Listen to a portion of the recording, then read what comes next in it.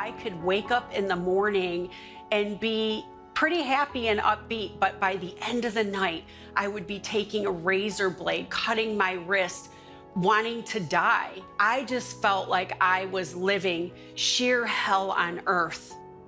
Nicole Marbach spent 6 years of her life in and out of mental hospitals, tormented by childhood memories of sexual, physical, and verbal abuse at the hands of an alcoholic relative. I felt very unsafe, and it caused so much fear and anxiety to happen in my life, but I couldn't tell anyone about it because I was afraid. By the time Nicole was 10, her mom had divorced and remarried. She started going to church and gave her life to Christ. Unfortunately, the abuse continued, as did Nicole's search for love and security. I believed God was mad at me because I was filled with constant negative thoughts that there was something wrong with me and that I was defective and that I was unlovable. By early high school, the abuse stopped, but now Nicole had found ways to cope: binge drinking, sex, and hurting herself. I started, pulling my hair and banging my head against cement walls and pinching myself. And eventually I found a razor and cut myself. Nicole continued to drink in college, and by the time she graduated, she had settled down, was married to Claude, and soon had 3 children. She thought she had put her horrific childhood behind her until one day when she was changing her daughter's diaper. And it just triggered so much pain and anger at the time, because here I was, a mother, protecting my child and realizing that nobody protected me. Those memories also triggered something else. I started really hearing these negative voices in my head telling me to kill myself and telling me I was a horrible mother and telling me that my kids would be better off without me. Again, Nicole began binge drinking, and Claude soon found out and insisted they go to counseling. That's when he first heard about her abusive past.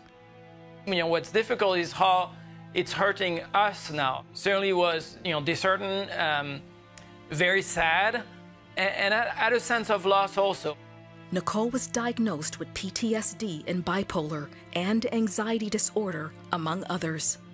Afterwards, she started cutting again. My mind was racing with such thoughts of self-hatred that one time I even took a razor blade and wrote in 2-inch block letters on my stomach, "I hate me." Although medicated, Nicole would spend the next 6 years in and out of psych wards following numerous attempts to hurt herself. The torment, the confusion, the anxiety, the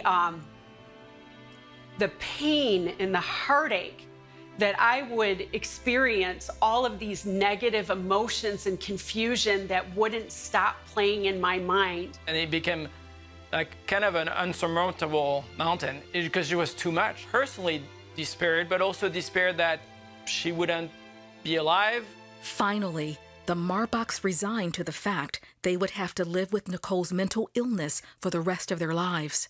Then, in 2006, Nicole met a psychiatric nurse at a Christian recovery center.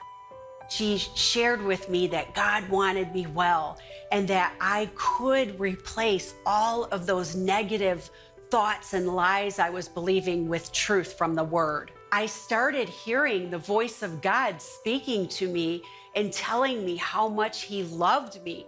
And it just, that confusion and mental torment just left. And I knew that I was healed and I was free. Nicole says right away she lost her desire to drink and injure herself. Also, in the coming months, she got off the meds and could be the wife and mother she and her family needed her to be.